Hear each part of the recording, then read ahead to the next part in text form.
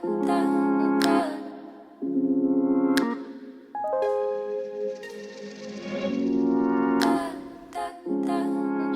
and welcome back to the Essentials Club. If you're new around here, I am Maddie, and on this channel I'm pretty much just making my dream wardrobe and bringing you along the journey and showing you what works for me, and obviously sharing the steps as well, so if you feel inspired you can make your own DIY garments as well. You know, when you kind of like identify a little gap in your wardrobe and you feel like you're missing that one piece just to complete it, well, I feel like this is that piece. This top that I'm currently wearing is my latest creation. It is a linen kind of like midriff top. It's got a ruffled finish at the end of the sleeves and also at the bottom of the garment, and then a cute little tie front feature. The good thing about this top as well, at each of the steps I feel like you can do your own little personal touches. If you wanted to go short sleeves or get rid of this little ruffle, make it out of different materials, so many different ways to make it suit your style, which is really exciting. And if you happen to want to make one of these for yourself, this is what you'll need. For this I have just used a gingham linen material, which was from the fabric store. I'll put the suggested amount of fabric that you need for this type of top in the description box of this video, obviously basing it off the long sleeve and midriff style that I made mine from. Honestly, I think you could probably make this out of most materials. Like if it was a stiffer form material like a denim or canvas or something thick, it would still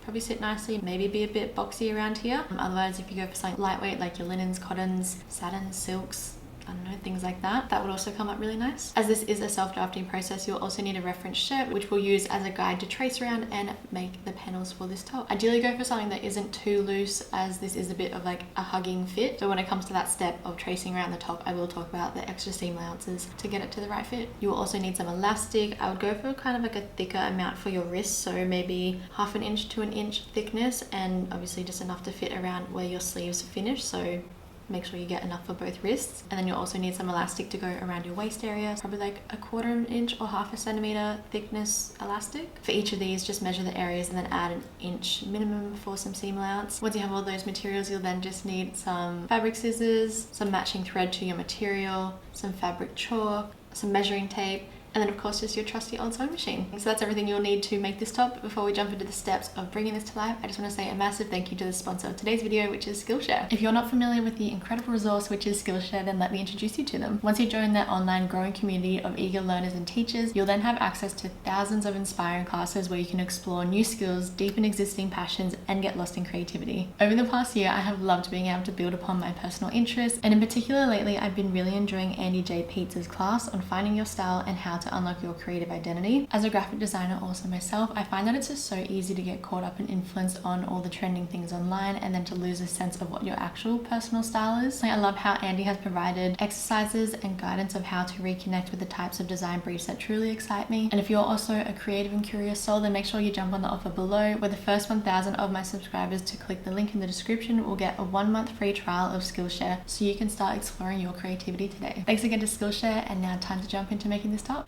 For step 1, we are going to use our existing garment as a bit of a template to trace around and create the panels for the bodice area. Firstly, I would suggest throwing on the top and measuring down from the front neckline to the point where you would like the tie section to kind of begin, and then roughly where you would kind of like the bottom of the top to sit on the front side. Then we'll fold the garment in half and lay it down so we are focusing on the front side, and we'll tuck away the sleeves as well so that we see essentially what is going to be one of the front panels. Then for those 2 measurements we found, the first one, which was the top measurement, we're going to take away 1/2 inch for seam allowance because we want it to sit a little bit higher and therefore be able to fold away. For example, my top measurement was 7.5 inches, so I took 1/2 inch, which means I would put the dot at 7 inches. And then for the second measurement, which is the bottom one, I would then add 1/2 inch, which for me takes it to 11.5 inches. Then we'll just trace around the side section, the armhole section, and then the shoulder section, making sure that if you need to add or take away any measurements to get it to your ideal fit, we should do that now. Ideally, you don't want this top to be super skin tight, but you do want it to be fitting. So if your top is quite loose, then I would recommend tracing around exactly where it is. That means the seam allowance will then help bring it in a size. Or if you're like me and you're happy with the fit, just add about 1/2 inch seam allowance. Whereas if you're going off a top that is tight, I would suggest adding about 1 inch to the side edges, because that will then help make it a bigger size. Once you've gone around those 3 edges, we're just going to draw a curved edge which goes from that kind of neck shoulder point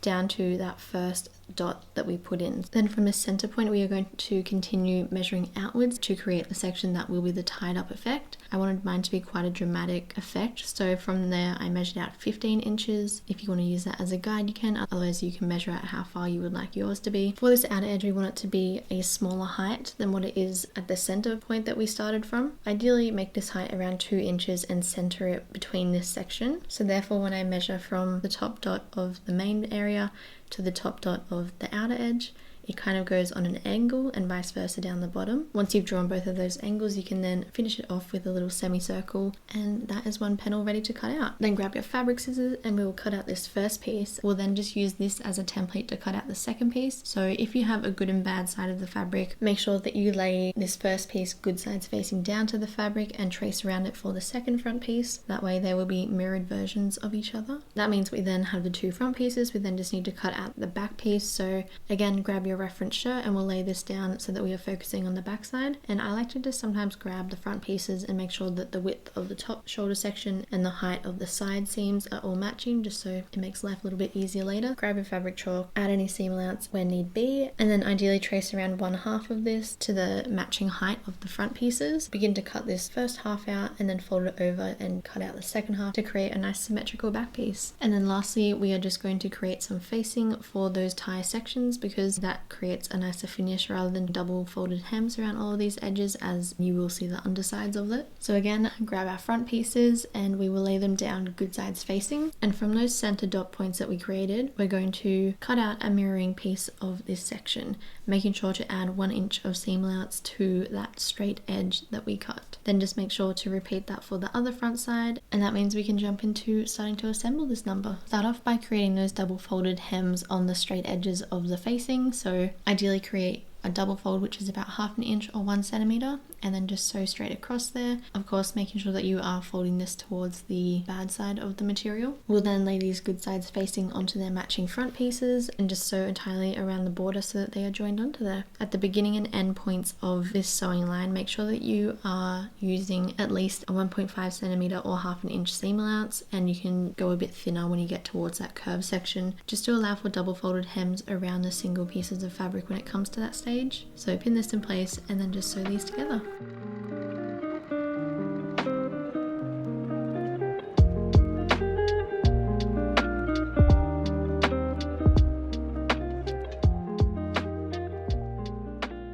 Once that's sewn in place, you can just go around and trim off any excess material along the facing areas. Just a little side note, people always ask me about pinking shears and their best use, and ideally I wouldn't rely on pinking shears when it comes to a seam that is continually exposed, or of course like the bottom or edge of a garment, just because I think eventually after rubbing up against you and being washed, it probably will begin to fray. Whereas in this scenario, I just pinking sheared these edges because I knew that they were going to get hidden within the facing area. So obviously you can zigzag stitch or overlock these edges to help prevent it from getting messy under there. Totally up to you and how you like to finish your garments. Now that that is looking all good, we can turn the good sides out and reveal them. And of course, if the puffiness of these straps at this point are bothering you, you can grab your iron and flatten them. But of course, we can always just do that at the end. Then we're going to start joining the front and back of the panel. So lay down the back piece with the good side facing up, and then we'll grab one of the front pieces and lay that good sides facing down to this back piece, and then we're just going to sew across the top shoulder and that side edge. So pin that in place and then just sew along these areas.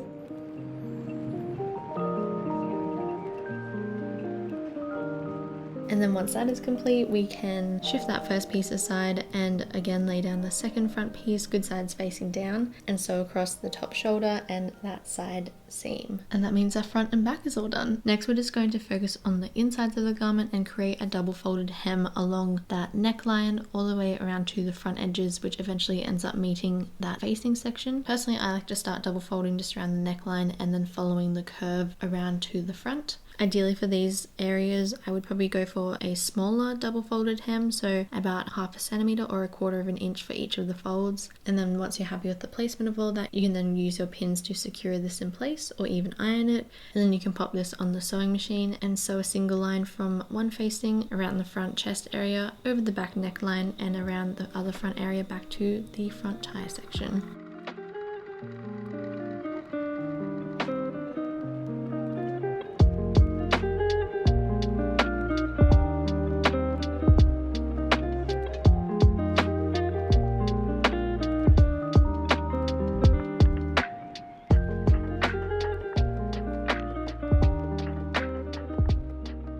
and then you end up with this cute little tie front sleeveless top. Obviously, if this is your style, you can just literally finish off the bottom and leave it like this. Otherwise, if you want to create a similar product to what I initially showed, then keep following along. I did end up adding an extra panel on, which ends up giving it this cute little ruffled effect at the end. If that is your style, you can follow this step. Otherwise, if you prefer that more cropped style, you can just leave it as is as well. To create this extra panel, I just measured the entire bottom section from the beginning of one facing to the other edge, and then just added 1 inch of seam allowance to the length. And then for the height, I cut it at 4 inches. Now obviously this comes down to personal preference, but that pretty much means the final frilled section will be about 3 inches once the seam allowance has been taken away. So if you want it to be longer, obviously make it longer. So then cut out a rectangle at these key measurements and folded it in half, and then created a curve which will be the bottom front edges, and then just created a double fold which was about 1/4 of an inch or 1/2 centimeter for each of the folds entirely around that curve area, all along the bottom and then around the other curved edge.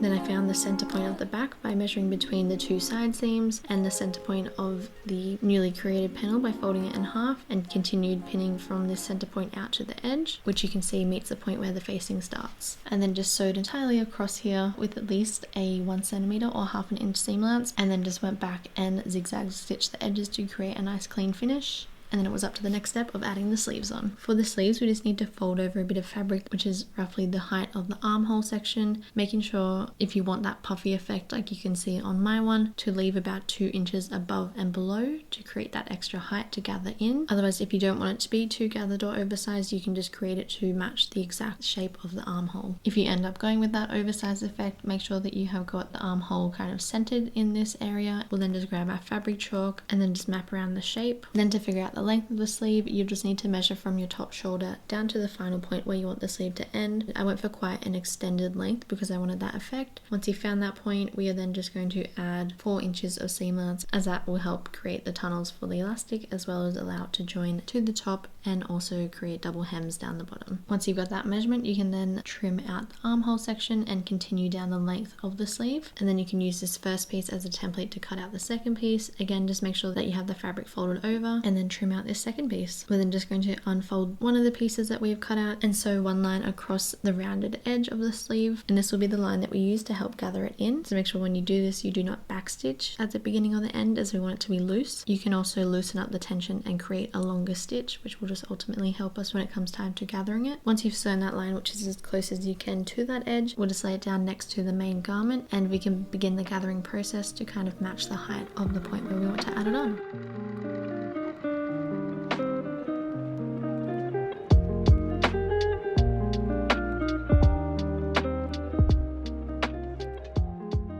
Once it looks like it's roughly matching the height, we'll then flip it to the good sides of the sleeves and then sitting on the good sides of the garment. Match the top shoulder edges, unfold the sleeve and pin this area in place. Continue pinning from that top shoulder section around to the underarm section. The sleeves and the armhole are kind of curving away from each other at this point, so you will notice that you need to shuffle it around and match it bit by bit, so just make sure that you do that and pin it in place as you go. And of course, if you need to do any readjusting to the gathering, to make sure that you have filled up all along here, as well as a little tail end for seam allowance. And once you're all happy with that, you can switch over to the machine and sew a single line around here, attaching the sleeve onto the garment.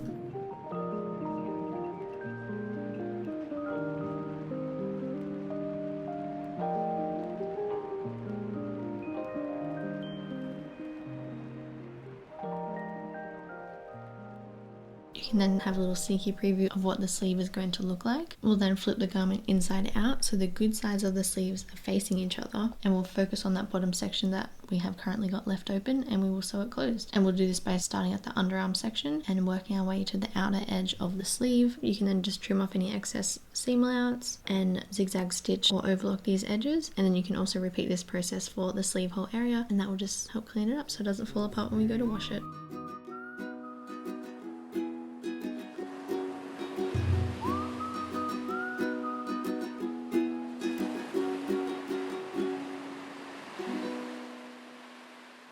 We're then going to focus on the outer edge of the sleeve and create a double folded hem. I would suggest around 1 centimeter or just under 1/2 inch for each of the folds. Pin this in place and then sew entirely around the circumference of this area. Then of course you can always leave it at this point, which will create a bit of like a bell sleeve effect. Otherwise, if you want to create that elastic wrist finish, we'll then measure in how far you would like that ruffled section to be. For me, I wanted mine to be about 3 inches, and then we'll add on an extra bit of length to allow for the elastic. For me, I ended up adding 1 inch, and that meant I marked entirely around this area 4 inches from the edge. And at this point I am marking the underside of the material, so this garment is flipped inside out, just in case you were wondering. Then we just create a fold along this line, pushing the edges inwards so that ultimately the fabric is good sides facing when we do so along there. As I mentioned before, I'm creating a tunnel which is about 1 inch wide for my elastic to fit in there. Figure out how wide you need to create your tunnel and then just mark this out and sew a line entirely around this area. Just make sure to stop about 1 to 2 inches from where we started, so that allows a hole for us to insert the elastic through. Once you've flipped the garment so that we are now looking at the good sides, you can locate that hole that we have left open, pop a safety pin on the edge of the elastic, which has been trimmed down to the width of our wrist or wherever our sleeve finishes, plus 1 inch of seam allowance, and begin pushing it through the hole and gathering up the material and pushing it around this tunnel until we meet back to the point where we started. Push the elastic out so it meets the other end and then overlap it, switch your machine to a zigzag setting and sew across this area to join the elastic so it essentially becomes one piece. Of course, before you do this, it might just be a good idea to double check that the elastic hasn't twisted at any point, because we all know that is so annoying when that happens.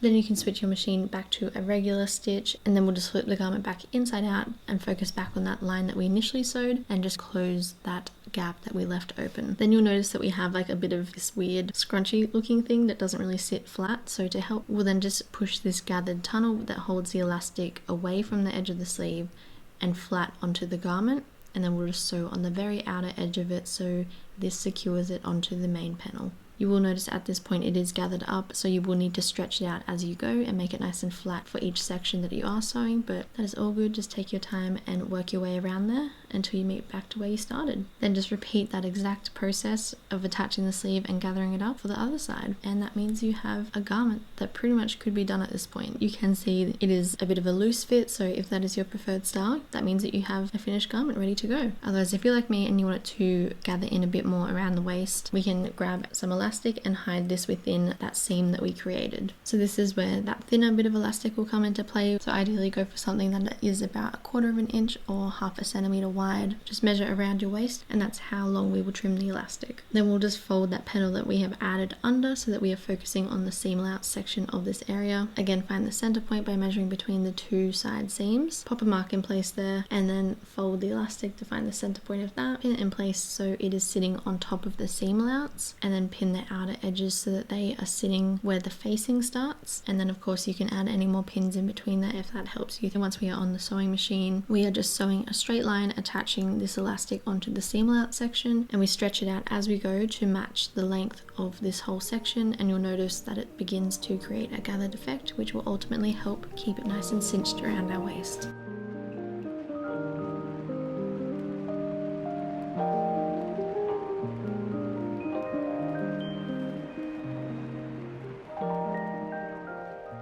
Once you're happy with how that is all looking, we can then just push this seam layouts upwards towards the garment so that it hides this elastic section that we have added, and just sew a line entirely across there so it essentially looks like a top stitch from the outside, and it's just sewing the seam layouts flat onto the garment.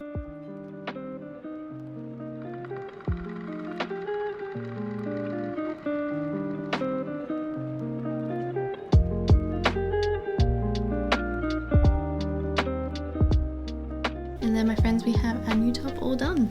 Well, I hope you enjoyed following along bringing this top to life. I feel like it is a fairly straightforward process in making it, and I have loved adding it into my wardrobe. If you do happen to give it a go, don't forget to tag me at the Essentials Club on Instagram. I'm honestly so obsessed with seeing how your creations turn out from my tutorials. And also, if you did enjoy it, don't forget to give it a thumbs up and also subscribe, as I've got plenty more videos like this in the works. Also, thanks again to Skillshare for sponsoring this video, and make sure that you jump on that offer while it lasts. I hope you have a lovely day wherever you are, and I will see you guys in the upcoming videos.